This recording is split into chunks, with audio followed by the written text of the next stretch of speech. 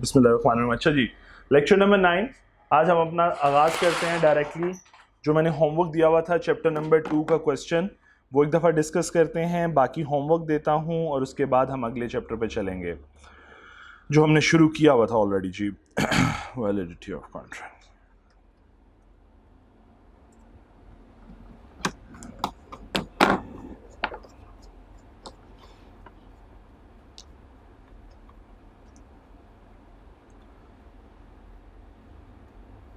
जी, practice question 3 जो था that was homework. Practice question 4, sorry 4 was homework. तो एक दफ़ा डिस्कस करते हैं। Munir wanted to, just a minute, मैं इसको ज़रा थोड़ा सा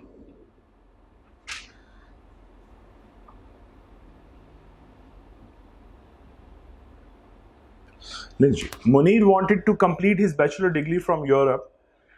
His parental uncle Furqan Bhatt had promised to pay. Just a minute. ये ज़्यादा बेहतर है. His parental uncle Furqan Bhatt had promised to pay him 2 million by way of a gift at the time of his admission to a college in Europe. After getting admission to one of the renowned colleges in Europe, Munir asked Furqan Bhatt to pay him 2 million as promised. जो आपने promise किया था वो 2 million पे कर दें. However, Furqan Bhatt refused to pay the amount. Furqan साहब ने देने से इनकार कर दिया and Munir filed a suit against Furqan but for the enforcement of his promise. Discuss the circumstances. मैंने जिस तरह कहा था लास्ट लाइन बहुत इंपॉर्टेंट होती है रिक्वायरमेंट की. Discuss the circumstances in which Munir may be able to recover the amount from Furqan Bhatt. जनाब बताइए कि कौन से ऐसे circumstances हैं जिनमें मुनीर जो है ये पैसा रिकवर कर सकता है फुरकान से. अगर मैं ये देखूं तो मुझे ये समझ आता है ये मुनीर अगर है और ये फुरकान है, फुरकान साहब, तो फुरकान साहब ने उन्हें 2 मिलियन देने का प्रॉमिस किया था लेकिन बदले में उनके लिए कुछ नहीं था. ठीक है, इट वॉज, इसका मतलब है फुरकान के जहन में है प्ली लेने के हवाले से कि it would be a one side, it is a one sided consideration, so no consideration no contract. जबकि लॉ कह रहा है कि मुझे, या एग्जामिनर चाह रहा है कि आप उसे ये बताओ कि कौन से ऐसे सर्कमस्टांसेस हैं जिसमें मुनीर ये क्लेम कर सकता है अमाउंट. तो हमें दो बातें पता है, नो कंसिडरेशन नो कॉन्ट्रैक्ट, और उसकी एक्सेप्शन है दो, एक गिफ्ट की और एक नेचुरल लव एंड अफेक्शन की. तो हमें इन दो बातों के अंदर, इन लव एंड अफेक्शन, हमें इन दो बाउंड्रीज के अंदर बतानी थी बातें. और अगर आपको याद हो तो दोनों की मिलती जुलती कंडीशंस थी. गिफ्ट के केस में था रिटर्न हो, ऐसा ही है जी, डॉक्यूमेंटेड हो या रजिस्टर्ड हो और कंप्लीटेड हो. और यही इसी तरह की बातें नेचुरल लव एंड अफेक्शन में भी थी कि नेचुरल लव एंड अफेक्शन हो, रजिस्टर्ड हो और रिटर्न हो. ये तीन कंडीशन थी प्रोविजन ऑफ लॉ की. इसका मतलब है कि अब इसका आंसर कैसे सजेस्ट करना चाहिए था आपको.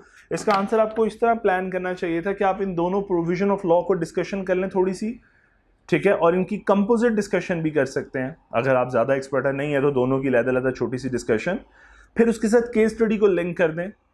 केस स्टडी को इस एंगल से लिंक करें कि क्या फुरकान, सबसे पहले ये आइडेंटिफाई करें क्या is it a completed gift. Not at all, it's a promise just. ये देखो, but to promise Furqan but to pay him 2 million as promised, और ये देखो had promised him to pay 2 million by way of a gift कि वो देगा. सो इसका मतलब आपको अपने जो प्रोविजन ऑफ लॉ है, और सॉरी जो लिंकेज है उसके अंदर बता देना चाहिए कि जनाब ये रिटर्न, ना ये रिटर्न है, ना ये रजिस्टर्ड है और ना ही ये भी कंप्लीटेड है. जबकि in case of natural love and affection, ना natural love and affection exist करता है, चलो एग्जिस्ट भी करता है, अगर हम ये ज्यूम भी कर लेते हैं तो ना रजिस्टर्ड है और ना रिटर्न है. तो आपको केस स्टडी को इतने खूबसूरत अंदाज से लिंक करना चाहिए था कि दो लाइंस के अंदर आप ये एक्सप्रेस कर दो कि इन case of a gift actually it was a clear promise from the Furqan but not returned, neither returned, not registered, and it was not completed yet. ठीक. और जब in case of a natural love and affection, no return and not registration. So इसका मतलब ये दो बातें जब आपने डिस्कस कर ली तो आखिर में कंक्लूजन लिख सकोगे कि जनाब फुरकान बट लायबल नहीं है कि वो पे करे, या उसने कहा Munir may be able to recover. No, Munir may not be able to recover the amount in case of a gift and in case of natural love and affection. तो वो रिकवर ही नहीं कर पाएगा. तो हम सिर्फ इसका देखते हैं ज़रा सोल्यूशन कि आके आपने उसे किस तरीके से सजेस्ट किया. ज़रा आप गौर करो. ये देखो, शुरू में उसने पहले वही बातें की कि दो हिस्सों में रिकवरी की जा सकती है, गिफ्ट और नेचुरल लव पे. फिर उसने गिफ्ट पे बात की, नेचुरल लव पे बात की, ये प्रोविजन ऑफ लॉ दे दी उसने आपको. जब प्रोविजन ऑफ लॉ दे दी उसके बाद उसने कहा अब मैं आपको लिंक करता हूं, however in the given scenario, फिर उसने लिंकेज शुरू की और कंक्लूजन दिया अपना। उसने कहा Furqan band only made a promise to pay by way of a gift and did not actually pay the amount. Similarly, इसका मतलब ये क्या है, फिर ये उसने एक्चुअली लिंकेज क्रिएट किया गिफ्ट से, ठीक है। फिर उसने कहा similarly the promise was not made in writing. तो इसका मतलब उसने यहां से अब दूसरी बात शुरू कर दी, नॉट रजिस्टर्ड, साथ ही उसने कहा रजिस्टर्ड भी नहीं है, देयरफॉर फिर आगे उसने अपना कंक्लूजन जॉइंट लिख दिया कि promise can not be enforce in both of the above circumstances. तो मैं लिखने का अंदाज सिखा रहा हूं सिर्फ, मुझे भी पता है आप लोगों ने सोल्यूशन आपके पास अवेलेबल। लिखने का अंदाज क्या था, देखो सबसे पहले उसने डिस्कस की दोनों प्रोविजन ऑफ लॉ, फिर उसने डिस्कस किए दोनों के लिंकेज बहुत खूबसूरत अंदाज में, इस एलिमेंट का ध्यान रखते हुए कि उसने कंसाइजनेस को हरगिज जहाज से जाने नहीं दिया।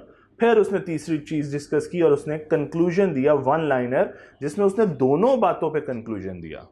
So this is the way, ये जो प्लान करना था आप लोगों ने अपना आंसर। लीजिए इसके साथ ही ये इस चैप्टर का तो खात्मा हो रहा है, लेकिन अब घर से क्या करना है, आगे छुट्टियां भी हैं। तो बेटा क्वेश्चन नंबर 3 करना है, प्रैक्टिस क्वेश्चन 3। प्रैक्टिस क्वेश्चन 4 तो मैंने दे दिया, 5 और 6 होमवर्क के तौर पे करना है। 5, 6 मैंने ऑलरेडी लिखवा दिया हुआ है कि 5 जो है मैंने लिखवा दिया हुआ है, ऑटम 8 का क्वेश्चन है पास पेपर का, और 6 जो है वो स्प्रिंग 2020 का पास पेपर है। इसके साथ ही MCQs भी करने हैं, ठीक है। तो आगे छुट्टियां आ रही हैं, इसका फ़ायदा उठाते हुए थोड़ा सा काम ज़्यादा दूंगा आज, ठीक है। सो मैं साथ साथ आज होमवर्क लिखता जाता हूं क्योंकि मैंने आज थोड़ा होमवर्क ज़्यादा दे देना है। सो पहले चैप्टर नंबर 3 ख़त्म किया जी हमने आई कैप की बुक से। बेटे ये कवर हो रहा है इजीली, आई कैप की बुक से चैप्टर नंबर 3 कवर किया है और इसका आपने करना है प्रैक्टिस क्वेश्चन 5 और 6 है, 3, 5, 6। लेकिन प्रैक्टिस क्वेश्चन 3, 5 और 6 और इसी चैप्टर के आपने करने हैं MCQs भी। लीजिए अब आते हैं हम अपने अगले चैप्टर की तरफ। आज इसका भी होमवर्क दूंगा, चैप्टर नंबर 4 आई कैप की स्टडी टेक्स्ट, इससे भी कुछ होमवर्क दूंगा। लीजिए प्लीज़ आ जाएं। हम लोग थे लास्ट डिस्कस कर रहे थे अनड्यू इन्फ्लुएंस, और हमने एग्जाम्पल नंबर 12 तक शायद डिस्कशन कर ली थी।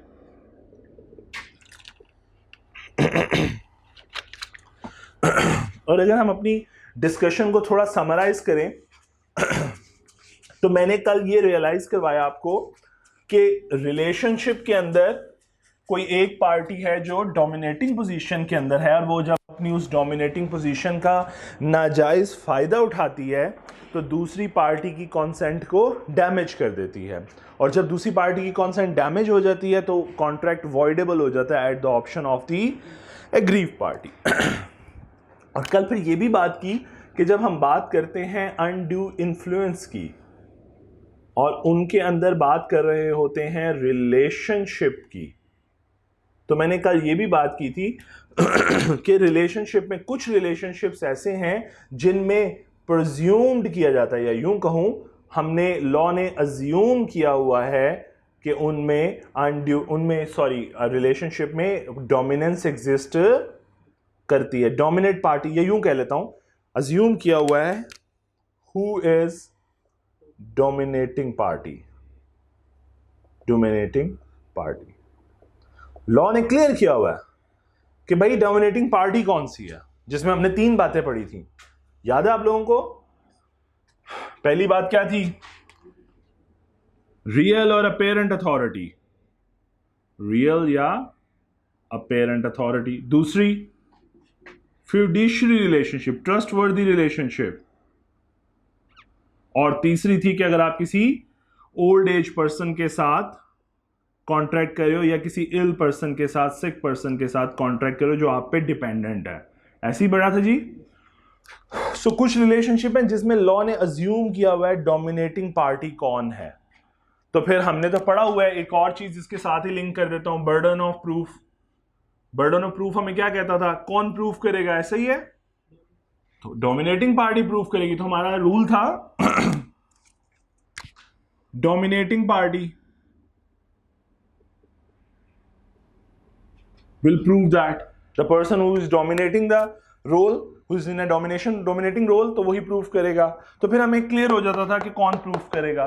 लेकिन कुछ रिलेशनशिप ऐसे होंगे there will be no such assumption exist, no such assumption exist। तो वहां पे हमारा काम क्या होगा, हम सबसे पहले फाइंड आउट करेंगे वो person who is in dominating role, dominating role. हम सबसे पहले फाइंड आउट करेंगे who is in dominating role. ये समझाने का मकसद क्या था, या दोबारा इसको रिकॉल करवाने का मकसद क्या था? मकसद ये था कि आईकैप जब क्वेश्चन पूछता है तो वो ये नहीं कहेगा कि मैं तुम्हें बता रहा हूँ ये रिजम्पशन है, बताओ अब अनड्यू इन्फ्लुएंस है या नहीं, वो बल्कि वो तुम्हें एक रिलेशनशिप बना के दे देगा केस स्टडी में। तुम्हें केस स्टडी से खुद अंदाज़ा लगाना है अजम्पशन वाले हैं कि नॉट अजम्पशन वाले हैं। अजम्पशन वाले हैं तो किस में से फॉल करते हैं। अच्छा, फिड्यूशियरी रिलेशनशिप है, इसकी वजह से डोमिनेंस है, तो फिर डोमिनेटिंग पार्टी प्रूफ कर दे। आप ऐसे आंसर कर रहे होगे आईकैप के क्वेश्चन का। सपोज फॉर एग्जांपल मैं कहता हूं कि लाइक डोमिनेटिंग फिड्यूशियरी रिलेशनशिप में कौन कौन आ जाता है। सपोज मैं एक आसान वाली एग्जांपल लेता हूं, डायरेक्टर एंड कंपनी, सपोज वो इनकी बात कर रहा है। या इधर बुक से एक एग्जांपल ले लेते हैं कोई एक पर्सन की, सपोज टैक्स ऑफिसर, नहीं sorry, parent and child, fiduciary relationship. लो जी, एक केस वो आपको दे देता है, से फादर और सन के दरमियान, और आपसे कहता है बताओ, एक केस बना देता है और बताओ कि भाई प्रूफ कौन करेगा। तो फिर आपने ऐसा नहीं करना मुंह उठा के बस कह देना कि फादर चूंकि डोमिनेटिंग रोल में है इसलिए वो प्रूफ करेंगे। नहीं, आपको एक्सप्लेन करना पड़ेगा, लीड करना पड़ेगा एग्जामिनर को टूवर्ड कंक्लूजन। कैसे? आप उन्हें बताओ कि फादर और सन के दरमियान जो रिलेशनशिप है लॉ प्रिज्यूम करता है वो फिड्यूशियरी रिलेशनशिप है, और ड्यू टू दिस रीजन जो फादर है वो डोमिनेटिंग रोल में है, देयरफॉर फादर प्रूफ करेगा। Father will have to prove that he is not using his position to dominate he's not using his dominance to dominate the will of the other person। ठीक है, मेरी बात समझ आ रही है? सो एग्जामिनर का solution बताने का तरीका बता रहा हूं कि आपने कैसे एग्जामिनर को लीड करना है towards from initial step till the last step. ठीक है, आपने उसे बताना है रिलेशनशिप कौन सा है और फिर उसकी वजह से डोमिनेटिंग पार्टी कौन है और डोमिनेटिंग पार्टी रिस्पॉन्सिबल होगी। ठीक है जी, इसके ऊपर एक बहुत खूबसूरत क्वेश्चन जो है आईकैप ने एक पास पेपर में पूछा हुआ है, मैं उसके साथ आपके साथ डायरेक्ट चलता हूँ। प्लीज़ मूव कीजिए। पेज नंबर आईकैप स्टडी टेक्स्ट है page number 62, page number 62। Practice question 1 बहुत आसान सा है, वो है पास पेपर का क्वेश्चन है, स्प्रिंग 2017 का पास पेपर है। प्रैक्टिस क्वेश्चन 1 जी मैं यहाँ पे लिख देता हूँ ताकि आज पब्लिक कम है। प्रैक्टिस क्वेश्चन 1 है स्प्रिंग 2017 का, और क्वेश्चन नंबर था, पास पेपर का क्वेश्चन था 2B। ठीक है, और जो प्रैक्टिस क्वेश्चन 2 है, ये 1 था, ये जो 2 है वो है बेटे ऑटम 2019 का क्वेश्चन नंबर 3B। होमवर्क के तौर पे लें जी, सबसे पहले अब मजीद होमवर्क मिलने लगा है, प्रैक्टिस क्वेश्चन 2। ये होमवर्क है जी, बहुत खूबसूरत क्वेश्चन है जिनमें दो पार्टीज के दरमियान एक रिलेशनशिप बताया जाएगा और आपने आइडेंटिफाई करना है कि भाई ये रिलेशनशिप में डोमिनेटिंग कौन है, पहले किस वजह से है, इनमें से है या इनमें से है, और फिर बताना है कि किस वजह से है, और किस वजह के बाद बताना है डोमिनेटिंग पार्टी कौन सी है और कौन प्रूफ करेगा। तो ये बड़ा खूबसूरत क्वेश्चन इस प्रैक्टिस के ऊपर अवेलेबल है हमारे पास, तो आपने ये क्वेश्चन परफॉर्म करना है एज अ होमवर्क। अच्छा, प्रैक्टिस क्वेश्चन 1 बहुत आसान है, प्लीज़ अभी एक दफ़ा पढ़िए, देखें समझ आता है। बहुत आसान सा सवाल है इसलिए मैं उसको घर से नहीं दे रहा, तो मैंने होमवर्क के तौर पे लिख दिया, प्रैक्टिस क्वेश्चन 2 आईकैप की बुक से।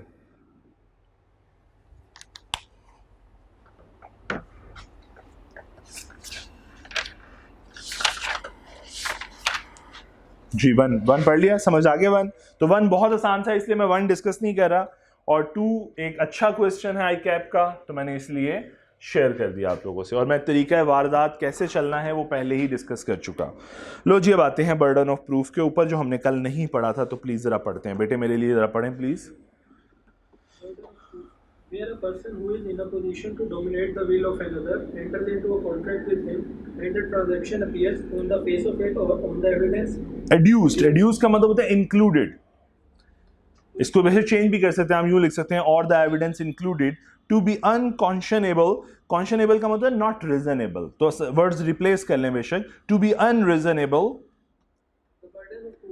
that such contract was not induced by undue influence shall lie upon the person in a position to dominate the will. तो जो इस पोजीशन में है कि वो डोमिनेट कर सकता है वही प्रूव करेगा। तो अगर मैं कहूँ इस पूरे पैराग्राफ की जगह अगर मैं आसान लाइन लिख देता जो कि लास्ट लाइन है, the burden of proving that such contract that a contract is not induced by the undue influence shall lie upon the person who is in a position to dominate the will of the other। तो ये आसान line थी, उसने पूरा कहानी सुनाई है पहले आपको, तो मैंने दो लफ्जों के मतलब से याद दिए, एड्यूस्ड का मतलब है इंक्लूडेड और अनकॉन्शनेबल का मतलब है नॉट रीजनेबल। तो you can replace those words. Please example 13, 14 और 15, 16 एक एक करके पढ़ते जाएं और बेटा मुझसे डिस्कस करें ज़रा, फिर आपको शायद कोई प्रॉब्लम फेस करनी पड़े 14 में ज़रा या 15 में, तो ज़रा पढ़िए प्लीज़ 16 तक, सारे ऑनलाइन में भी पढ़े जी प्लीज़।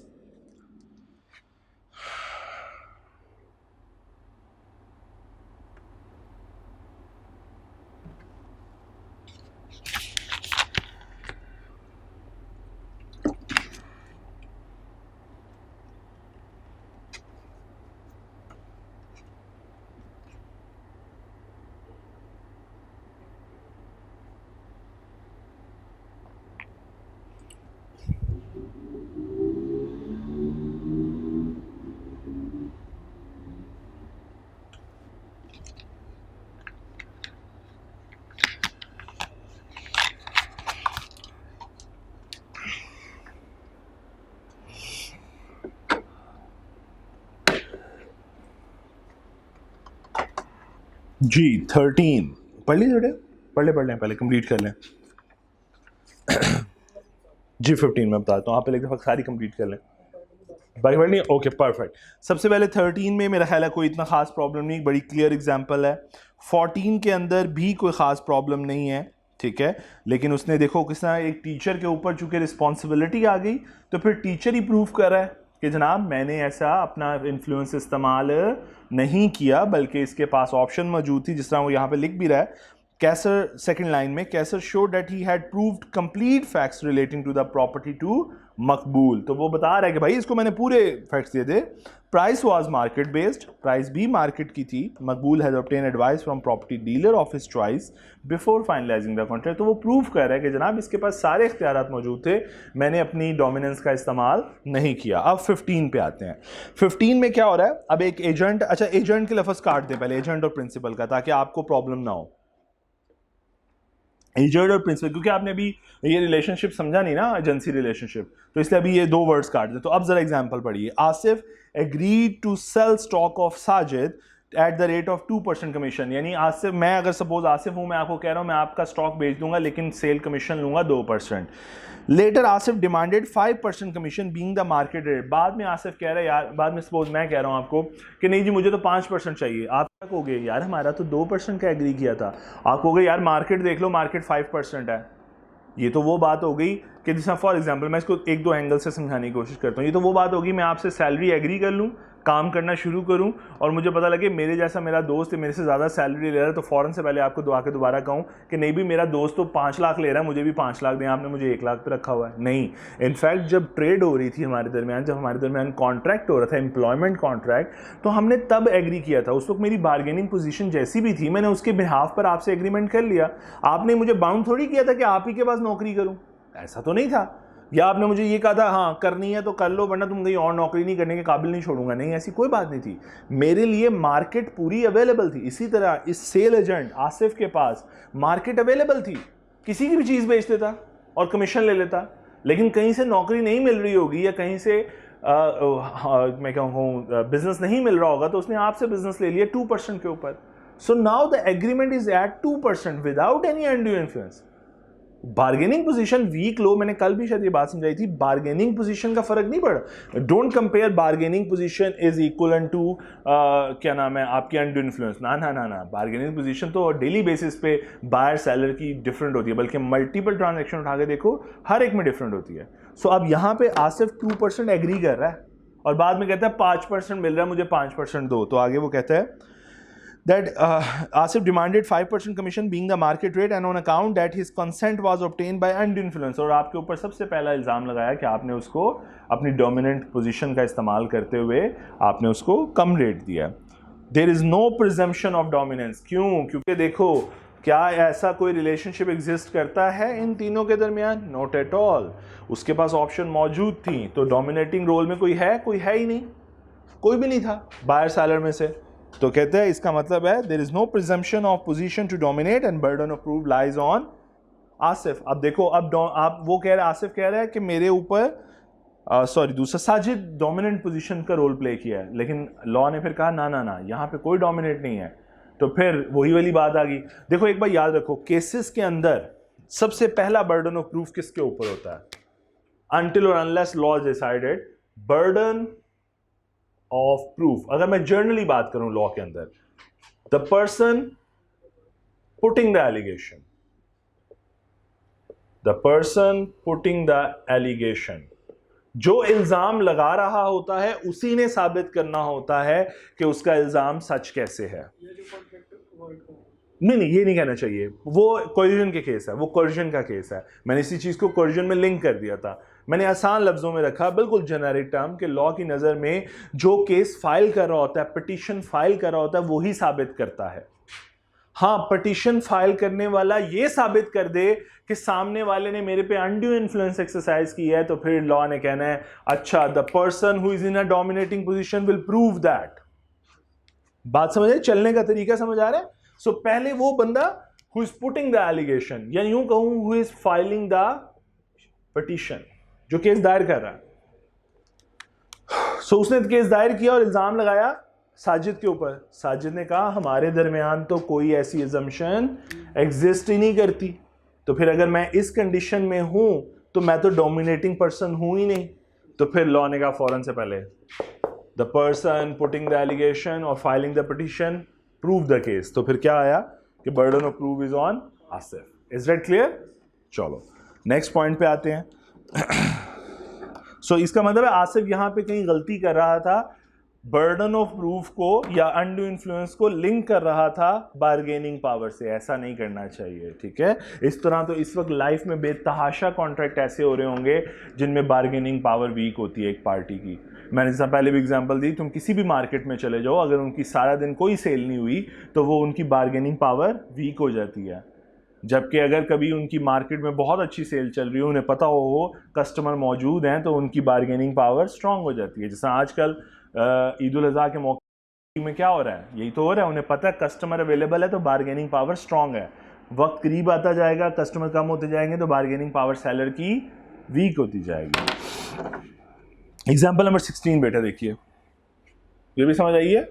इसमें भी बैंक ने उसके साथ फेयर टर्म्स के ऊपर बात की है. चूंकि बैंक की बार्गेनिंग पावर ज़रा स्ट्रांग थी, इसलिए उसने उसे कम रेट, उससे ज़्यादा रेट ऑफर किया इंटरेस्ट का. अब ज़रा पढ़िए, ये वही बात है जो भी हमने आसिफ वाले केस में पढ़ी है. जी क्लियर? चलें आगे. लीजिए, इफेक्ट ऑन एग्रीमेंट. तो ये तो बात हमने कल भी पढ़ी थी कि अगर कंसेंट डैमेज हो, मैंने कल बताया था जब शॉर्ट वे में कि 4 एलिमेंट्स की वजह से डैमेज हो तो कॉन्ट्रैक्ट का इफेक्ट क्या है? सेम. क्या? Voidable at the option of aggrieved. कौन कौन से 4 element? And coercion, undue influence, fraud और रिप्रेजेंटेशन. मिस्टेक के केस में मैंने कहा था थोड़ा डिफरेंट होगा, वो हम बाद में डिस्कस करेंगे. तो बेटा देखिए, पढ़िए जरा दोबारा पहली line. Agreement is a contract voidable at the option of the party whose consent was caused by undue influence. Clear हो गया? तो एग्रीव पार्टी के ऑप्शन पे कॉन्ट्रैक्ट वॉइडेबल. अब मुझे कोर्जन का थोड़ा सा याद कीजिए. और कोर्जन में हमने पढ़ा था कि अगर एक पार्टी जिसकी ऑप्शन के ऊपर है कि कॉन्ट्रैक्ट को रिसेंड कर सकती है और वो कॉन्ट्रैक्ट को रिसेंड कर दे तो क्या होगा? कैंसिल हो जाएगा, कॉन्ट्रैक्ट वॉइड हो जाएगा. और मैंने फिर एक और वर्ड सिखाया था, रेस्टिट्यूशन ऑफ बेनिफिट्स, कि जो पार्टी कॉन्ट्रैक्ट को, एग्रीव पार्टी कॉन्ट्रैक्ट को रिसेंड करेगी, यानी कि वो चाहेगी कॉन्ट्रैक्ट वॉइड हो जाए मेरी ऑप्शन पे, तो इसके साथ ही जो मल्टीप्लाइंग इफेक्ट आता है वो रेस्टिट्यूशन ऑफ बेनिफिट आता है, कि बेनिफिट जो लिए हुए हैं अंडर दी कॉन्ट्रैक्ट वो क्या कर दें? वापस कर दें. तो अब यहां पे भी अनड्यू इन्फ्लुएंस है तो वापस कर दें। लेकिन अब यहां पे एक छोटी सी बात मैं चेंज करने लगा हूं। देखो बेटा, वहां पे ये केस था, वहां पे क्रिमिनल एक्टिविटी हो रही थी, यानी कि थ्रेट किया जा रहा था। यहां पे थ्रेट नहीं हो रहा, यहां पे मिसयूज किया जा रहा है रिलेशनशिप को। तो लॉ क्या कहेगा? लॉ एक इसमें से रिलैक्सेशन निकालेगा कि कोर्ट चाहे तो पूरे के पूरे बेनिफिट्स वापस करा दे, और शायद केस की नौयत ऐसी हो कि सारे के सारे बेनिफिट वापस ना कराए, होली वापस ना कराए, पार्शली रिटर्न करवा दे बेनिफिट। कैसे? मैं एक केस तरह आपसे डिस्कस करता हूं। जिसका फॉर एग्जांपल अज्यूम करो ये मिस्टर ए है, ये मिस्टर बी है।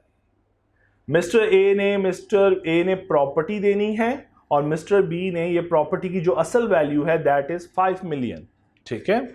जबकि ए अपना इन्फ्लुएंस इस्तेमाल करता है। सपोज अज्यूम करें ये कोई भी रिलेशनशिप बना लें, वट एवर, मैं कहता हूं ए बी का पेरेंट फिड्यूशरी रिलेशनशिप बना लें या पेरेंट अथॉरिटी का बना लें, कुछ भी, ए को भावें टीचर कह दें। ए अपना इन्फ्लुएंस इस्तेमाल करता है और अपना इन्फ्लुएंस इस्तेमाल करके बी को मजबूर करता है कि ये 5 मिलियन की जगह मुझे क्या दो, 8 मिलियन दे दो।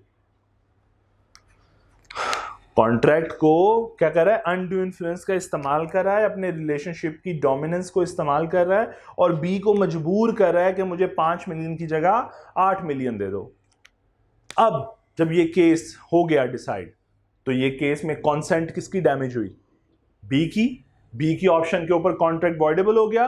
बी अगर इस कॉन्ट्रैक्ट को रिसेंड कर दे और वॉइड कर दे तो बेनिफिट वापस करेगा। लेकिन इस केस को वो चलाना चाहता है, वो इस केस को खत्म नहीं करना चाहता। वो बस ये चाहता है कि मुझसे पैसे 5 मिलियन लो, 8 मिलियन मत मांगो, मुझे ये प्रॉपर्टी चाहिए, I need that property, but इसकी मार्केट वैल्यू 5 मिलियन है तो मुझसे 5 लो। तो कोर्ट क्या करेगा? कोर्ट फिर वापस दिलवाने की बजाय कोर्ट ये कहेगा ठीक है तुम 8 की बजाय 5 मिलियन पे कर दो। तो कॉन्ट्रैक्ट खत्म नहीं होगा अनड्यू इन्फ्लुएंस की बेस पे, या फिर ये नहीं होगा रीस्टोर कर दो, तुम वापस करो प्रॉपर्टी और तुम वापस करो 5 जितने पैसे तुमने लिए हुए। ना, लॉ कहेगा इसको एग्जीक्यूट करो, इस कॉन्ट्रैक्ट को परफॉर्म करो। हाँ, बेनिफिट्स को कर्टेल कर देगा। सो कोर्ट की ऑप्शन पे आ गई ये बात कि 100% बेनिफिट वापस करा दे या एब्सोल्युटली ना कराए, पार्शियली करा दे। ठीक है, चलो जरा पढ़ते हैं लाइन अगली। Either absolutely means completely, or if the party who was entitled to avoid it has received any benefits under the contract upon such terms and conditions as to the court may see this. जैसा court को बेहतर लगे। और कहता है और if the party who was entitled to avoid it has received, entitled to avoid it means be avoid कर सकता था, has received any benefit, तो कोर्ट जैसा बेहतर समझेगा। Is that clear? जी प्लीज एग्जाम्पल 17 पढ़िए जरा, मजीद थोड़ी सी क्लैरिटी आए।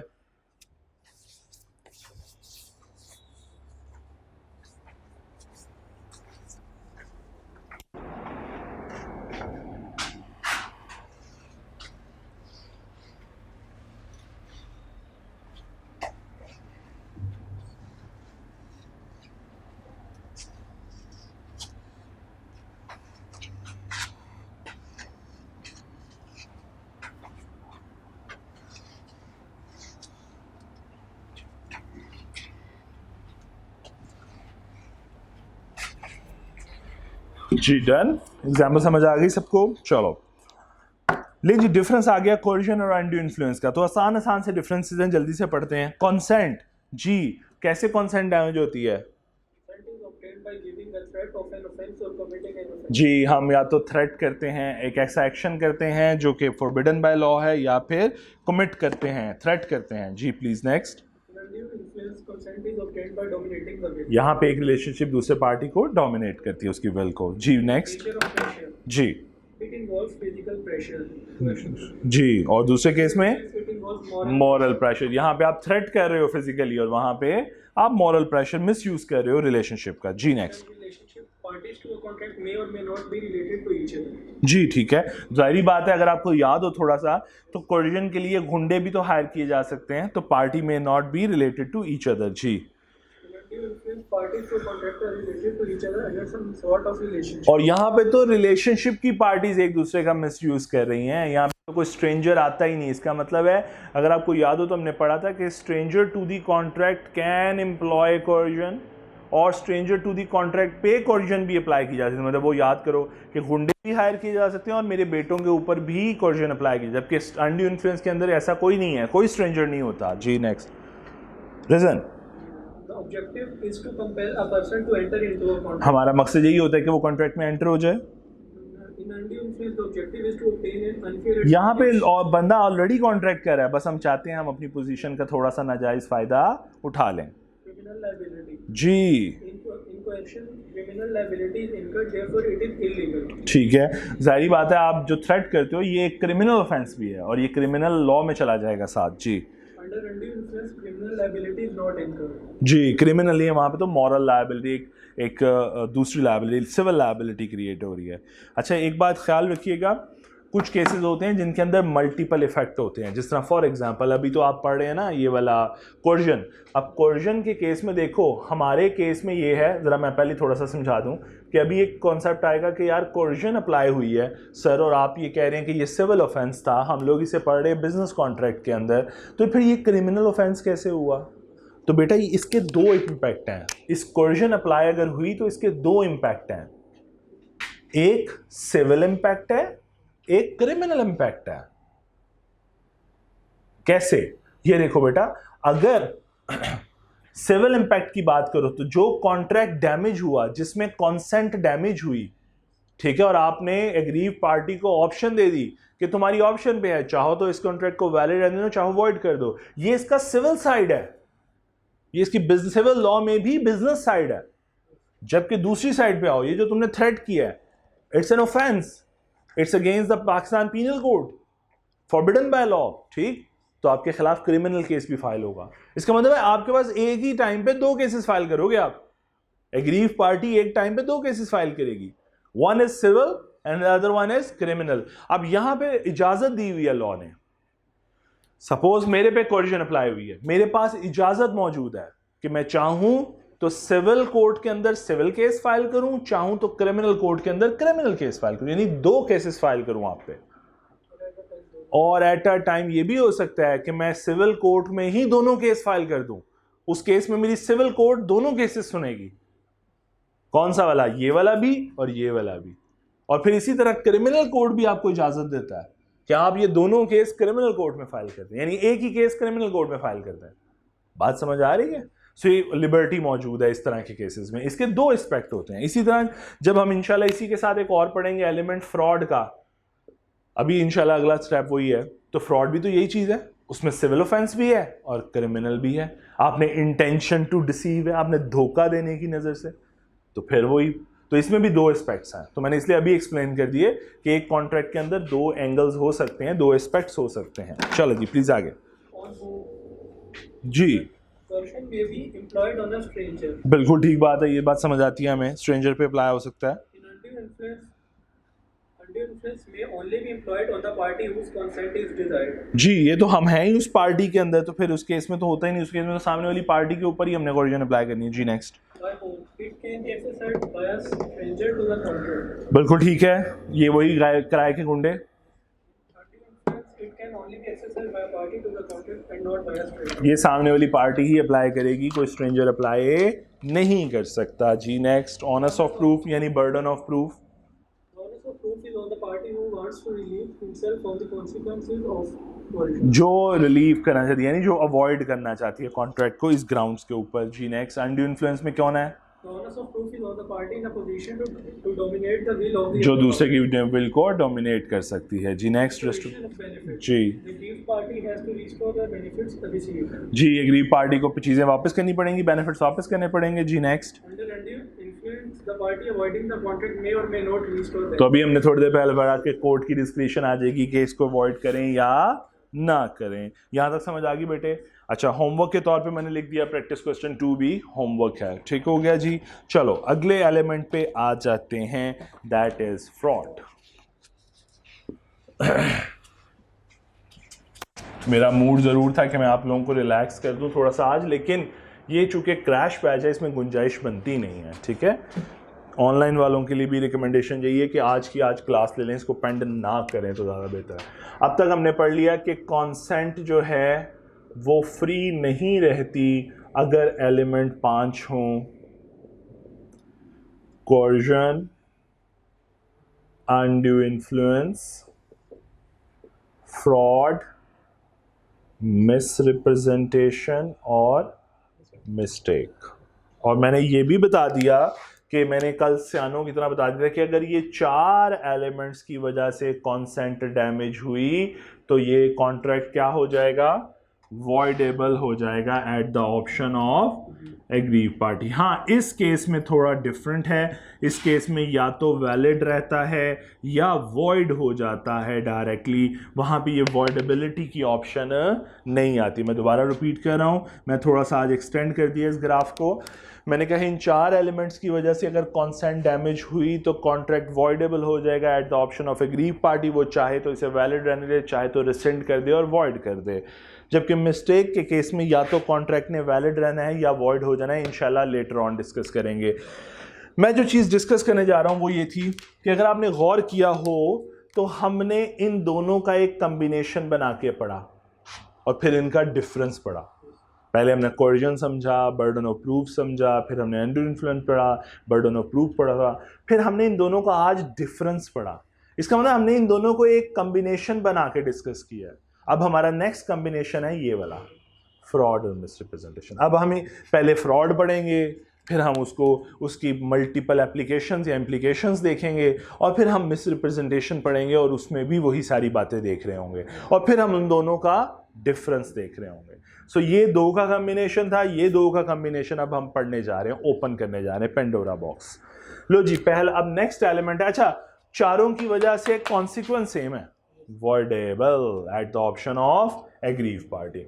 सो जी नेक्स्ट एलिमेंट है जी फ्रॉड, और एक ही चॉइस और साथ समझा दूं, मिस रिप्रेजेंटेशन भी इसके साथ ही थोड़ा सा बताना चाह रहा हूं। उसके बाद मिस रिप्रेजेंटेशन, सॉरी स्पेलिंग अगर गलत हो गया, लेकिन मेरा ख्याल है मैंने सही बताया, मिस रिप्रेजेंटेशन। इन दोनों के दरमियान एक छोटा सा डिफरेंस शेयर कर लूं तो मेरे लिए ये बातें समझाना आसान होगी। तो ये एक वर्ड है इन दोनों के दरमियान डिफरेंस, इंटेंशन। नीयत है, दोनों सेम चीजें, लेकिन नीयत दोनों के कॉन्सिक्वेंस भी सेम है, वॉइडेबिलिटी, लेकिन एक ही चीज पे इन दोनों का पिलर खड़ा है, इंटेंशन के ऊपर। ये है इनके दरमियान एक सिंगल वर्ड डिफरेंस। क्या मेरी इंटेंशन थी टू डिसीव यू, तो ये फ्रॉड है। और अगर मेरी इंटेंशन नहीं थी लेकिन धोखा तो तब भी आपके साथ हो गया है, ये मिसरिप्रेजेंटेशन है। सपोज मैं आपको इसकी एक आसान सी एग्जांपल देता हूं। अगर मैं ये कहूं कि मेरी एक व्हीकल है और व्हीकल एक्सीडेंटल थी, उस पर इंजन पे रिपेयर वर्क हुआ था, 2-3 दफ़ा ओवरहॉलिंग हुई है। हालांकि आपको पता होगा शायद आप सबको कि जब इंजन के ऊपर ओवरहॉलिंग हो जाए तो इनफैक्ट उसकी वैल्यू में डिक्लाइन आ जाता है, ऐसा होता है। तो मैं अज्यूम करें मैं आपसे झूठ बोल रहा हूँ कि नहीं यार आप मुझसे ख़रीदना चाहते हो, मैं कह रहा हूँ ना आपका गुड नेम बेटे अब्दुल्ला साहब, नहीं मेरी कार पे कभी कोई जेन्युइन एक नंबर कभी हाथ ही नहीं लगाया किसी मैकेनिक ने, सपोज ऐसी बात कर रहा हूं। It's means my intention is to deceive you. वो बात की एलिमेंट है, आप देख लोगे, आप मैकेनिक ले आओगे, आप वेरीफाई कर लोगे, वो एक बात की बात है। अभी मैं सिर्फ बात करूं मेरी इंटेंशन क्या है। माई इंटेंशन, मैं क्या कर रहा हूं, मैं फैक्ट्स को मिस रिप्रेजेंट कर रहा हूं, तोड़ मरोड़ रहा हूं फैक्ट्स को। दोनों में काम एक ही होता है, इन दोनों में क्या, हम फैक्ट्स को तोड़ते मरोड़ते हैं। या तो हम उसे मिसलीडिंग मिसलीडिंग फैक्ट्स बना देते हैं, या हम कंसीलमेंट कर लेते हैं, हम फैक्ट्स को छुपा लेते हैं। ठीक है, या तो मिसअंडरस्टैंडिंग या अनवेरिफाइड से इंफॉर्मेशन दे रहे होते हैं, या मिसलीडिंग इंफॉर्मेशन, या कंसीलमेंट कर रहे होते हैं, छुपा रहे होते हैं। अभी मैं इस पे नहीं आ रहा इन बातों पे, अभी मैं इस बात पे रहता हूं, फैक्ट्स। मैं आपसे फैक्ट्स जानबूझ के आपको गलत बता रहा हूं ताकि आपको कॉन्ट्रैक्ट में एंटर कर लूं और आपको अपनी कार बेच दूं, ये फ्रॉड है। और अगर मैं सपोज मैं 10 साल बाद बाहर से आया हूँ, मुझे नहीं पता मेरी व्हीकल पे इंजन वर्क हो गया हुआ है, मेरे भाई ने इंजन वर्क करवा दिया हुआ है, 2-3 दफ़ा इंजन दोबारा बन चुका है, मुझे नहीं इल्म है। अब मैं आपको कह रहा हूँ कि अब्दुल्ला साहब मैं अपनी व्हीकल बेचना चाहता हूँ, 10 सालों से मैं चूँकि बाहर था तो मैंने इसको यूज़ नहीं किया, इस पर कभी रिपेयर वर्क नहीं हुआ, ये बिल्कुल नंबर 1 जेन्युइन कंडीशन में, अक्सर ऐसे बोलते हैं ना seller, number 1 genuine condition. In fact हो क्या रहा है, अब मैं फैक्ट्स गलत बता रहा हूँ, फैक्ट्स तो गलत बता रहा हूँ ना, एक तरह से गलत फैक्ट्स है ना, असल तो आप डिसीव हो रहे हो, इनफैक्ट तो वो इंजन रिपेयर्ड है, लेकिन मैं खुद भी नहीं पता मुझे कि मैं गलत फैक्ट्स दे रहा हूँ। इसका मतलब मेरी इंटेंशन नहीं थी टू डिसीव यू, बट मेरे पास जो इंफॉर्मेशन है वो वेरीफाइड इंफॉर्मेशन नहीं थी, वो करेक्ट इंफॉर्मेशन नहीं थी। यानी कि मैं अगर आसान लफ्ज़ कहूँ, चले इन दोनों को छोड़ दें, मैं आसान लफ्ज़ कहूँ कि फैक्ट्स जो हैं वो मैं इनकरेक्ट फैक्ट स्टेट कर रहा हूँ, आसान और लफ्ज़ आसान कर दिया मैंने, इनकरेक्ट फैक्ट्स शेयर कर रहा हूँ। अगर तो मैं इंटेंशनली कर रहा हूँ तो ये फ्रॉड है, और अगर मैं अनइंटेंशनली कर रहा हूँ तो ये मिसरिप्रेजेंटेशन है। यानी फैक्ट इनकरेक्ट फैक्ट्स को सामने वाली पार्टी को बता देना, ताकि इंटेंशन ये है कि इसको कॉन्ट्रैक्ट में एंटर कर लूँ। अगर मैं जानबूझ के बता रहा हूँ तो ये फ्रॉड है, और अगर मैं अनइंटेंशनल बता रहा हूँ तो ये मिसरिप्रेजेंटेशन है। दोनों का फ़र्क समझ आ गया? और दोनों में केस में कॉन्सिक्वेंस सेम है, contract is voidable at the option of aggrieved. तो अब तक का मैं कंक्लूड करूं तो fraud is the intentional misrepresentation of facts. इसका मतलब अगर अब मैं लिखूं फ्रॉड तो मैं लिख रहा हूं इंटेंशनल मिसरिप्रेजेंटेशन ऑफ फैक्ट्स, और अगर मैं मिसरिप्रेजेंटेशन की बात करूं तो मैं कह रहा हूं अनइंटेंशनल मिसरिप्रेजेंटेशन ऑफ फैक्ट्स। कि जनाब यहां पे मेरी नीयत खराब थी और यहां पे मेरी नीयत नहीं है, मेरी इंफॉर्मेशन खराब थी। So intentional misrepresentation of fact and unintentional misrepresentation of facts is actually the misrepresentation या फिर fraud बन जाएगा। दोनों के consequence सेम है, voidable, लेकिन एक छोटी सी बात है, जिस तरह मैंने कहा कि fraud, इसके अंदर फिर 2 एस्पेक्ट्स आ जाएंगे। कौन कौन सा? एक सिविल ऑफेंस है ये, और एक क्रिमिनल ऑफेंस। क्यों? क्योंकि तुम्हारी इंटेंशन ही थी to deceive the other person. जबकि मिसरिप्रेजेंटेशन में आओगे तो इसमें सिर्फ एक सिविल ऑफेंस है। कौन सा? वही बिजनेस लॉ का कि कंसेंट डैमेज किया। सिविल ऑफेंस क्या है यहाँ पे? अच्छा प्लीज इसको नोट कर लें। सिविल ऑफेंस का मतलब है कि तुमने कंसेंट को डैमेज किया। तो सिविल ऑफेंस तो यहां पे भी है, कंसेंट डैमेज हुई है, लेकिन क्या कोई क्रिमिनल ऑफेंस है? Not at all. इस केस में क्रिमिनल ऑफेंस नहीं है, क्योंकि यहां पे तुम अनइंटेंशनल थे, वेरीफाइड इंफॉर्मेशन नहीं थी। सो दोनों में डिफरेंस समझ आ रहा है? सो मैं मतलब क्रिमिनल ऑफेंस भी इसको मतलब जो दूसरी पार्टी है वो कंसीडर कर रही है, दूसरी पार्टी यही कहेगी शायद फ्रॉड, लेकिन इनफैक्ट जब प्रूव होगा तो ये क्रिमिनल ऑफेंस नहीं होगा। ठीक है, क्रिमिनल ऑब्वियस बात है, फैक्ट्स देखे जाएंगे ना, फैक्ट्स। सॉरी, क्रिमिनल ही करेगी। इनफैक्ट वो कहेगी तो यही, दूसरी वाली पार्टी जो इनोसेंट है या जिसके साथ बुरा हुआ है, जो एग्रीव पार्टी है, वो इनफैक्ट यही कहेगी कि जनाबे वाला पैडी होगी मेरे साथ, इन्होंने मुझे फ्रॉड किया। वो तो बाद में पार्टी समझा रही होगी कि जनाब even I was not aware of that. ठीक है, even I was not aware of the fact, तो माजरत है। ठीक है, क्लियर ये बात? इसका मतलब है इसमें सिविल क्रिमिनल ऑफेंस नहीं है, इसमें तो क्रिमिनल ऑफेंस भी है। इसमें 2 साइड्स हैं, दोबारा वंस अगेन। सो अब तक के केस में मैंने कहा इंटेंशनल मिसरिप्रेजेंटेशन या अनइंटेंशनल मिसरिप्रेजेंटेशन ऑफ फैक्ट्स, दोनों के केस में क्लियर हो गया। अच्छा, अब जरा मैं एक और चीज़ सिखाता हूँ थोड़ी सी। देखो, अगर मुझे एक बात बताओ, मैं लेमन लैंग्वेज में ये समझा रहा हूँ चीज़ें ताकि ज़रा समझनी ज़्यादा आसान हो जाए। मैं एक कार बेचना चाह रहा हूँ, ठीक है, और मैं कहता हूँ यार ये मेरी कार है, सामने पड़ी हुई है, सपोज सेम जो भी है, जो भी मॉडल है, बड़ा बड़ा, मैंने ये लाके आपके सामने अपनी प्रोडक्ट खड़ी कर दी और मैंने कहा ये मेरी कार है, मैं बेचना चाहता हूँ, मेरी प्राइस है से 1 मिलियन, मैं 1 मिलियन की ये बेचना चाहता हूँ। आप मुझे बताओ, ये मैं सेलर हूँ, आप बायर हो, आप क्या करोगे उस कार को ख़रीदने से पहले? इंटरोगेट करोगे कैसे? आप खुद तो एक्सपर्ट हो नहीं, मैकेनिक बुला लोगे, आप कहोगे आओ जी मैकेनिक, मैं अपना मैकेनिक लेके आऊंगा, वेरीफाई करूंगा, उसके बाद आपकी प्राइस का, आपकी प्रोडक्ट का रेट लगाऊंगा, या आपकी बात मान लूंगा 1 मिलियन की, लेकिन मैं अपना मैकेनिक लेके आऊंगा जस्ट टू मेक श्योर कि कार पेंटेड ना हो, कार का इंजन रिपेयर ना हुआ हो। यही चाह रहे हो ना आप कि मेरे जो कोई धोखा ना हो, ऐसा ही है। इसका मतलब है मैं अगर, बेटा अब जरा दूसरे एस्पेक्ट पे आ गया हूं, मैं अगर खामोश खड़ा हूं, मैं दूसरा एस्पेक्ट सिखा रहा हूं अब, मैं अगर खामोश खड़ा हूं, साइलेंस, ये दोनों के केस में इक्वली अप्लाई होती है। मैं खामोश खड़ा हूं, सेलर खामोश खड़ा है, और बायर के पास ये पावर है कि बायर जाएगा और बायर वेरिफिकेशन करेगा। वेरिफिकेशन कर रहे हो ना आप बेटे? सो बायर क्या कर रहा है? वेरिफिकेशन। सेलर साइलेंट खड़ा है। हो सकता है इंजन पे रिपेयर वर्क हुआ हो, मैं आपको ना बता रहा हूं, my intention was to deceive you, लेकिन मैं खामोश खड़ा हूं। क्या मेरी साइलेंस फ्रॉड है? तो है कि silence is not equal to fraud अगर आपने सामने वाले बायर को वेरिफिकेशन के इख्तियारात दे दिए हैं। अब अगर उसका मैकेनिक भी नाअहल निकला है और वो नहीं पकड़ सका, तो फिर उसकी नेग्लिजेंस है, फिर फ्रॉड भी नहीं। फिर लॉ कहता है ना भाई, साइलेंस इज नॉट, उसने तुम्हें झूठ थोड़ी बोला है। He was just silent, he was just selling his good, कि यार I want to sell my car, that's all.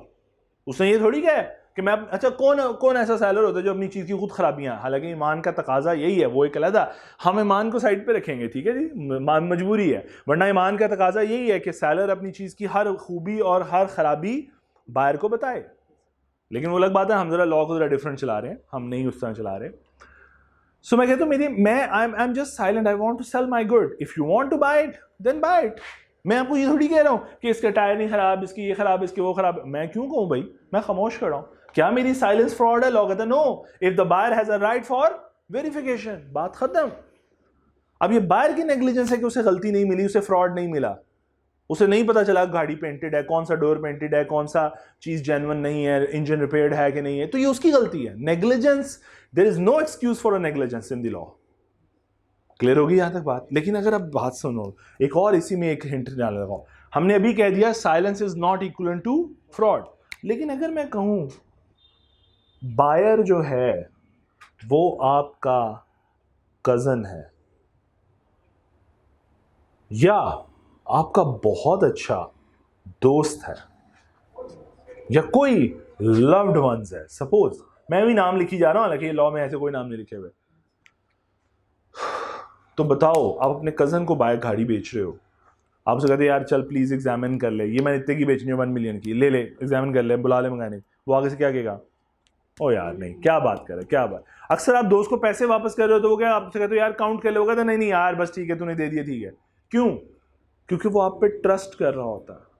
सो मैंने ये जो वर्ड्स लिखे, ये लोग आप पे ट्रस्ट करते हैं, यानी इनके साथ आपका फ्यूडिशरी रिलेशनशिप होता है, इनके साथ आपका फ्यूडिशरी रिलेशनशिप है। सो ये आप पे ट्रस्ट कर रहे हैं। अब अगर तुम खामोश रहे, तुमने ऐब ना बताए, वो तुम पे ट्रस्ट करके ले जाएगा कि इसमें कोई प्रॉब्लम नहीं है, या ऐसे है ना, समझ आती है बात लेमन कि कजन आप पे एतबार कर लेगा। वो जब दोस्त आपकी काउंटिंग नहीं करता तो आपकी कार को क्या वेरीफाई करवाएगा? वो कहेगा यार ठीक है आपने कह दिया ये कार बेचना चाहते हो 1 मिलियन की, हाँ मैं खरीद लेता हूं, बात खत्म। सो लॉ कहता है जब बायर के साथ तुम फ्यूडिशरी रिलेशनशिप में आ जाओ तो याद रखना अब खामोश रहना फ्रॉड समझा जाएगा। Is that clear? ये दो बातें समझ आई? तो silence is not equal to fraud अगर सामने वाली पार्टी के पास वेरिफिकेशन राइट्स मौजूद हैं, और silence is equal to fraud अगर सामने वाली पार्टी फिड्यूशियरी रिलेशनशिप में है, क्योंकि वो एग्जामिनेशन नहीं करेगी, वो ये वेरिफिकेशन नहीं करेगी, यूजुअली छोड़ दे। ऑप्शन तो तब भी है बेटे उसके पास। कजन को आपने क्या कहा नहीं कि जाओ खरीदना चाहते हो खरीद लो, देख लो, लेकिन वो करेगा नहीं ना। लॉ की नजर में फिड्यूशियरी रिलेशनशिप का और मकसद क्या है? आंखें बंद करके एतबार करना, ठीक है? तो यूजुअली फिड्यूशियरी रिलेशन, तो मैंने अब यहाँ पे कंक्लूड कर देता हूँ, इसका मतलब है कि वेरिफिकेशन का राइट हो तो silence is not equal to fraud, और अगर वेरिफिकेशन सामने वाला बायर जो है वो तुम्हारा फिड्यूशियरी रिलेशनशिप में है तो silence is equal to fraud, silence fraud समझा जाएगा। सो मैंने कंक्लूडिंग लाइंस ये लिख दी, ये और ये।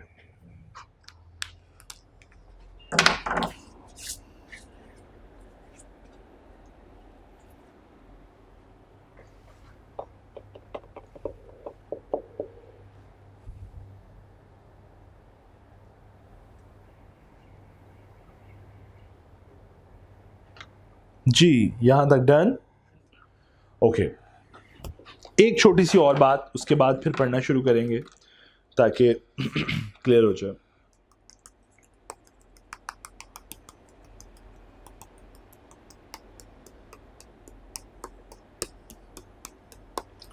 जी एक बस और, एक और वो वर्ड लिखता है साइलेंस फ्रॉड समझी जाएगी जहां पे silence is equal to speech या स्पीक।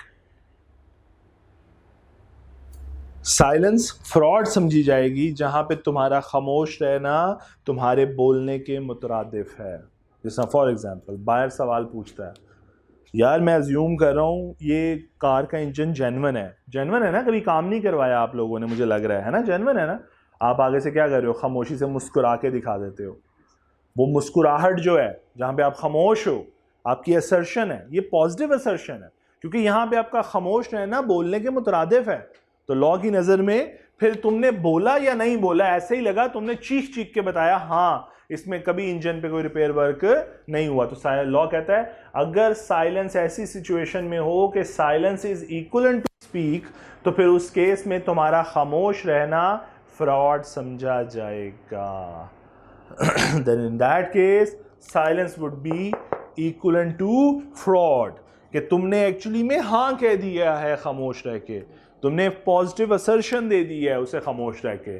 तो दो केसेस मैंने समझाए, तीन केसेस हो गए इनफैक्ट ये देखने में, कि silence is equal to fraud, silence is not equal to fraud अगर सामने वाले बायर के पास वेरिफिकेशन राइट है, silence would be equal to fraud अगर फिड्यूशियरी रिलेशनशिप है, and silence would be equal to speech, तो उस केस में भी silence would be considered as equal to fraud. लो जी आ जाओ जी, अब फ्रॉड एक तरह से ख़त्म हो गया है, बस हमने अब पढ़ना ही है जो भी पढ़ना है, तो ज़रा प्लीज़ पढ़िए जी।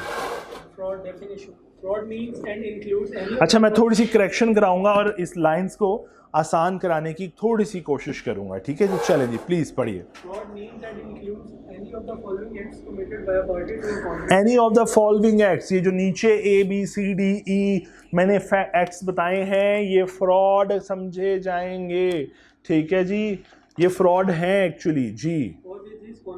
कॉन्वेंस कहते हैं मिली भगत के साथ, सपोर्ट के साथ, यानी आप खुद नहीं कर रहे लेकिन पूरी सपोर्ट साथ दी हुई है।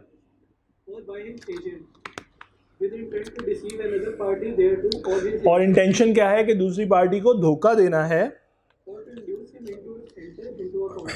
अच्छा और इज एजेंट काट दीजिए बेशक इधर से, मतलब कि और with the intent to deceive another party there to induce him to enter into a contract, हम चाहते हैं कि वो कॉन्ट्रैक्ट में एंटर हो जाए। अब कौन सी एक्टिविटीज़ हैं, पहली लाइन जो ए लिखी हुई है बेटा, इसका जो फर्स्ट कॉमा तक लिखा हुआ उसने, सेकंड कॉमा तक, the suggestion comma as a fact of that which is not true, इसको लाइन को इतना तक काट के इसको रिप्लेस कर लें वर्ड्स के साथ stating facts which are not true.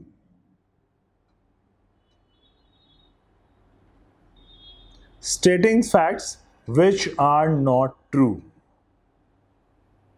Stating facts which are not true by one who does not believe it to be true. यानी वो खुद भी जानता है कि ये सच नहीं है लेकिन फिर भी गलत फैक्ट स्टेट कर रहा है जी। Next, Active concealment of a fact by one having knowledge or belief of the fact. जानता है और छुपा रहा है। Promise made without any intention of performing it. Intention है कि मैं इससे कॉन्ट्रैक्ट तो कर रहा हूं लेकिन मैं परफॉर्मेंस अपनी ऑब्लिगेशन परफॉर्म नहीं करूंगा, तो इसका मतलब है वो इंटेंशनली डिसीव करना चाह रहा था। Any other act fitted to deceive. या कोई और एक एक्ट, ये इसे इंक्लूसिव डेफिनेशंस कहा जाता है जिनका एम्बिट बहुत बड़ा होता है, यानी जिनको ओपन कर दिया कि हाँ कोई और भी एलिमेंट, क्योंकि फ्रॉड की तो कोई लिमिट नहीं है, क्रिमिनल माइंड की कोई लिमिट, वो किसी भी तरह फ्रॉड, तो हम कहते हैं कि any other act fitted to deceive. Any such act or omission as the law specially declares to be fraudulent. या वही बात कि लॉ ने दूसरी भी पावर दे दी कि भाई हमें कुछ और भी लगेगा कि ये फ्रॉडुलेंट है तो हम उसे भी डिक्लेयर कर देंगे कि ये फ्रॉड है, ठीक है। इसे कहते हैं इंक्लूसिव, ओपन एंडेड डेफिनेशन, कि आज तुम भी फ्रॉड हो, तुम भी फ्रॉड हो, तुम भी फ्रॉड। इसका मतलब ये होता है ताकि एम्बिट क्लोज ना किया जाए ना, एक बाउंड्री क्लोज ना की जाए, वरना कहना मुश्किल हो जाएगा कि ये फ्रॉड है, ठीक है। चलो अब एग्जाम्पल ज़रा प्लीज़ 18 से लेकर 23 तक बेटे पढ़े और देखें कुछ चीज़ जो ना समझ आए, जो एग्जाम्पल ना समझ आए।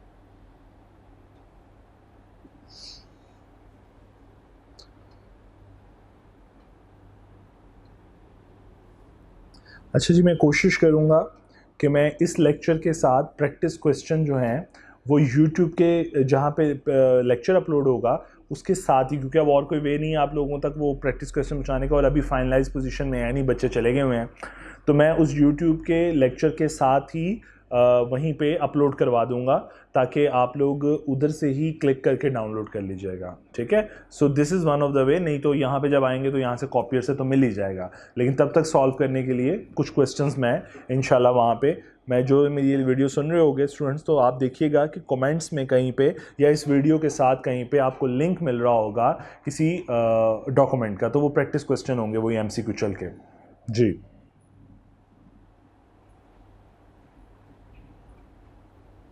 जी प्लीज़ एग्जांपल्स पढ़िए। एग्जांपल 19 में जी जी तो इसमें एग्जामिनेशन भी रीजनेबल की है, हाँ, तो ये फिर भी मतलब फ्रॉड नहीं है, किया तो फ्रॉड है, पकड़ा ना जाए वो एक अलग बात है, किया फ्रॉड है। लॉ की नज़र में उसने कहा it would amount to fraud through active concealment, कि अगर लेटर ऑन पता चला कि ऐसा कोई क्रैक फिल किया गया था तो समझा जाएगा ये फ्रॉड था जो उस ज़माने में कमिट किया गया by concealment of the facts, छुपा कर चीज़ों को। जी प्लीज़ अगली बातें भी पढ़िए।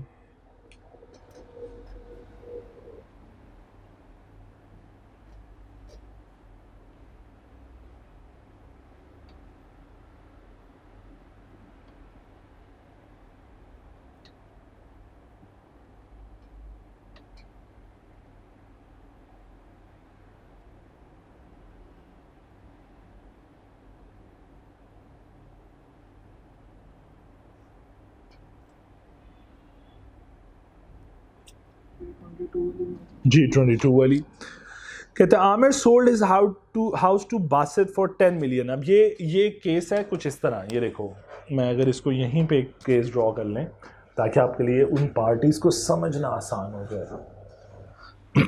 जी क्या कहता है जी, आमिर जो है उसने केस किसको घर बेचा है, बासित को। उसने अपनी प्रॉपर्टी सेल की है बासित को, कितने की, 10 मिलियन, लेकिन ये प्रॉपर्टी ऑलरेडी मॉर्गेज थी, ऐसा ही हुआ है। मॉर्गेज का क्या मतलब है, ए ने किसी से लोन लिया हुआ था और उसके बदले प्रॉपर्टी को मॉर्गेज किया हुआ था। कौन सा पर्सन है वो, किसी से लोन लिया हुआ था, इट हैज बीन किसे, सलमान से। इसका मतलब है ये सलमान से एक ऑलरेडी कॉन्ट्रैक्ट था ए का जिसमें सलमान ने ए को लोन दिया होगा और बदले में ए ने अपनी प्रॉपर्टी मॉर्गेज की हुई, गिरवी रखवाई हुई थी। अब ये प्रॉपर्टी नहीं बिक सकती थी, इसका मतलब ए ने अगर, इस कंडीशन को सिर्फ समझो, ए ने अगर एक ऐसी प्रॉपर्टी बेची है जो कि नहीं बिक सकती थी अंडर दिस कॉन्ट्रैक्ट, मॉर्गेज थी, तो ये प्रॉपर्टी एक्चुअली फॉर सेल नहीं थी। तो फिर किसने ये फैक्ट्स छुपाए होंगे, ए ने बी से ये फैक्ट छुपाकर ये फ्रॉड कमिट किया है, ठीक है। तो इसके दो इंपैक्ट आ जाएंगे, एक सिविल ऑफेंस, एक क्रिमिनल ऑफेंस। सिविल ऑफेंस में क्या होगा कि भाई वापस करो पैसे, फ्रॉड किया है तुमने जी, और इस दौरान पेनल्टी भी बढ़ेगी। ठीक है, चलें, डन, 23 तक क्लियर। अच्छा जी, चलें आगे चलते हैं जी।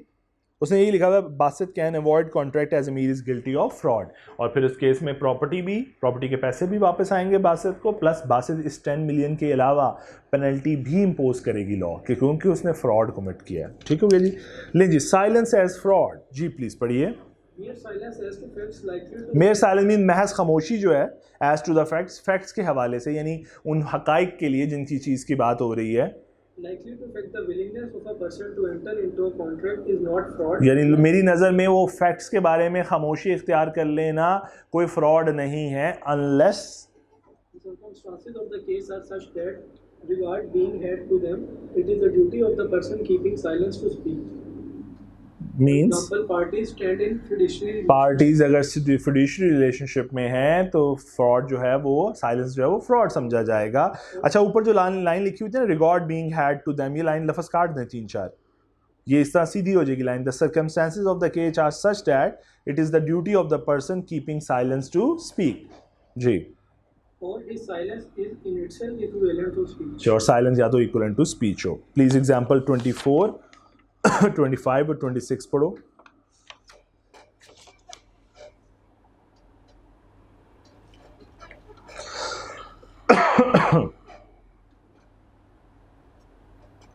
ट्वेंटी 24 के अंदर देखो तो साइलेंस फ्रॉड है क्या? Not at all. क्यों? क्योंकि क्या कोई फिड्यूशरी रिलेशनशिप एग्जिस्ट करता है बिटवीन अमीर एंड बानो? नो। तो अगर फिड्यूशरी रिलेशनशिप नहीं है तो साइलेंस फ्रॉड नहीं है, अगर हम फैक्ट्स छुपा भी रहे हैं तो। 25 देखो, उसमें आपको नजर आएगा कि हाँ यहाँ पे फिड्यूशरी रिलेशनशिप है।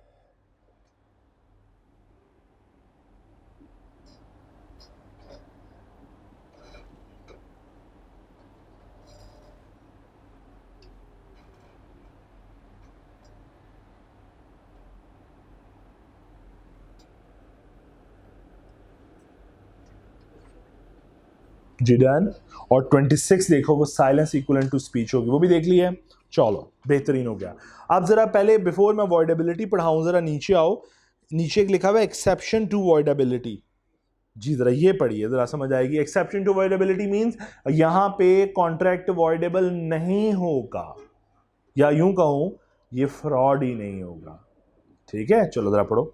The contract is not voidable if the consent was caused by fraudulent silence and the party whose consent was so caused had the means of discovering the truth with ordinary diligence, कि वो verification करवा सकता था, वो थोड़े से हाथ पांव मारता तो वो वेरीफाई कर सकता था। तो अगर ऐसी बात है तो कहता है contract is not voidable, contract voidable नहीं होगा if the consent was caused by fraudulent silence, कि वो बंदा खामोश रहा, उसने फैक्ट्स नहीं बताए, silence about the facts, but ये फ्रॉड नहीं होगा। कहते हैं and the party whose consent was so caused, ये जिस पार्टी की कंसेंट डैमेज हुई है उसके पास ये ऑप्शन मौजूद थी कि वो सच जान सकता था, वो वेरिफिकेशन करता, सच जान सकता था, तो साइलेंट फ्रॉड नहीं है। और अगली बात, अच्छा ये वाली बात छोड़ दे, बस ये 2 लाइन से पढ़नी थी, ये समझ आई बात की। अब ऊपर आके वॉइडेबिलिटी पढ़ लें बेटे। 2.1.3 learning objective ji.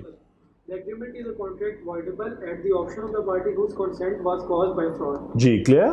Insist on performance. अच्छा, अब ये जरा यहाँ तक बस स्टॉप कर देते हैं, इंसिस्ट ऑन परफॉर्मेंस समझ लें, उसके बाद फिर इंशाल्लाह क्लोज करते हैं क्लास। मैं आगे जाके पढ़ाऊंगा इंशाल्लाह 2-3 चीज़ें, ज़रा वो समझ लें पहले।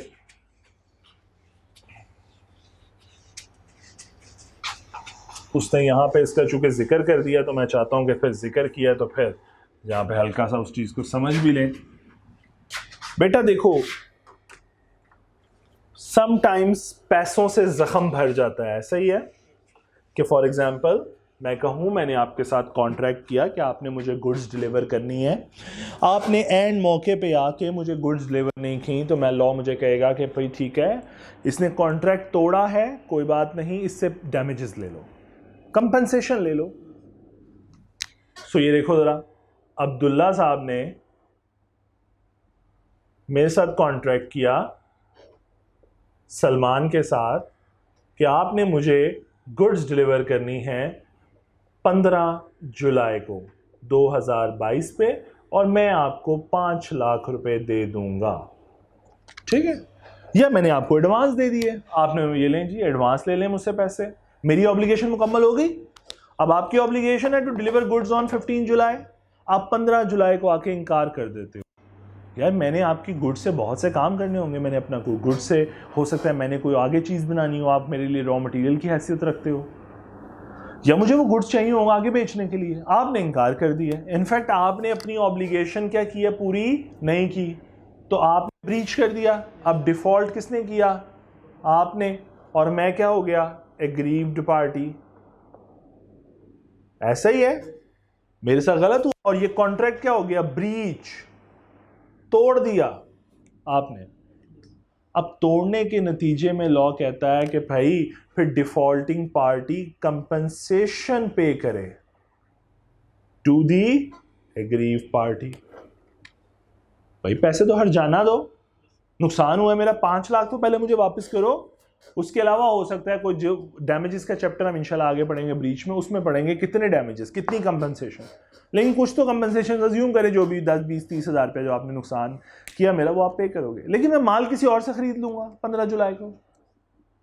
अब दूसरी चीज़, समटाइम्स ऐसा भी तो हो सकता है कि माल कहीं और अवेलेबल ही ना, और मैंने इस कॉन्ट्रैक्ट के बिहाफ पे कोई और कॉन्ट्रैक्ट कर लिया हो, मैंने आगे कोई चीज़ बनाने का कॉन्ट्रैक्ट कर लिया हो, या किसी को और पार्टी के साथ कॉन्ट्रैक्ट करा। मेरे लिए अब ये माल बहुत इंपॉर्टेंस रखता है, आप मुझे कह रहे हो माल नहीं देना मुझे, अब ये ब्रीच जो है मुझे इसमें पैसे नहीं चाहिए, क्या माल मेरा जख्म भर देगा, नो, मेरी इज्जत बहुत इंपॉर्टेंट है, मुझे इज्जत चाहिए अपनी, जो मैंने आगे कॉन्ट्रैक्ट किया है मुझे उनमें जलालत फेस करनी पड़ेगी, ठीक है, ह्यूमिलेशन फेस करनी पड़ेगी। तो मैं क्या करूँगा, भाई ये कंपनसेशन जो है ना, ये कंपनसेशन नहीं चाहिए मुझे परफॉर्मेंस चाहिए, मुझे परफॉर्मेंस चाहिए। तो मैं कोर्ट को क्या कहूंगा, इंसिस्ट करूंगा कि इसे कहो कि कॉन्ट्रैक्ट परफॉर्म करे, कंपनसेशन, पैसों से जख्म नहीं बढ़ रहा मेरा, मुझे कंपनसेशन, मुझे गुड्स चाहिए और इसके अलावा कोई गुड्स दे नहीं सकता, तो मुझे परफॉर्मेंस चाहिए। फिर ये जो सलमान है ये केस फाइल करेगा डैमेजेस के लिए नहीं, परफॉर्मेंस के लिए, इसे कहते हैं सूट फॉर कंपनसेशन, या इसे कहा जाता है, दूसरा सूट फाइल किया जाता है सूट फॉर परफॉर्मेंस। एक और सूट भी होता है फॉर स्पेसिफिक, ये स्पेसिफिक परफॉर्मेंस का होता है, वो इंजंक्शन का होता है, वो बाद में सिखाऊंगा। सूट फॉर पर वो फिर ये फाइल नहीं करेगा सलमान, वो ये केस फाइल करेगा कि भाई इसे कहो कि परफॉर्म करे, इंसिस्ट करो इसे कि परफॉर्म करे, इसने फ्रॉड किया था, नहीं मुझे फ्रॉड का नहीं पता, मुझे डैमेजेस नहीं चाहिए, इसे को परफॉर्म करे। तो आप जरा पढ़िए, insist on performance. Party to a contract whose consent was caused by fraud may, if he thinks fit, insist that the contract shall be performed and that he shall be put in the position in which he would have been if the representation made had been true. यानी मैं चाहूंगा कि मुझे उस position में वापस ले जाओ जिस पोजीशन में मैं होता अगर तुमने ब्रीच ना की होती। सो मुझे गुड्स डिलीवर करो, मुझे उस पोजीशन में वापस ले जाओ जिस पोजीशन में मैं होता अगर तुमने ये कॉन्ट्रैक्ट ना तोड़ा होता। तो इसे कहते हैं सूट फॉर परफॉर्मेंस। मुझे डैमेजेस नहीं चाहिए, मुझे परफॉर्मेंस चाहिए। तो फ्रॉडुलेंट केसेस के अंदर आप सूट फॉर परफॉर्मेंस डिमांड कर सकते हो। बेटा एग्जांपल नंबर 27 पढ़ो और फिर क्लास ऑफ करते हैं।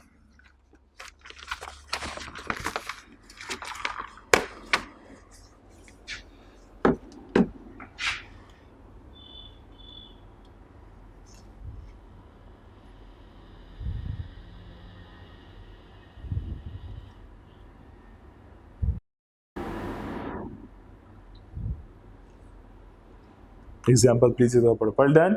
नहीं जी, इसके साथ ही बस ख़त्म करते हैं। ये होमवर्क प्लीज़ कर लीजिएगा लाजमी। इसके अलावा इस वीडियो के साथ देख लीजिएगा, मैं टीम को कह दूंगा कि वो एक डॉक्यूमेंट अपलोड कर दें साथ ही, तो वो डॉक्यूमेंट इसके साथ ही अवेलेबल हो जाएगा। ठीक है, अल्लाह ताला आप सबको आसानी अता फरमाए और बहुत सी ईद मुबारक आप लोगों को। अल्लाह ताला सबको आसानी अता फरमाए। Thank you.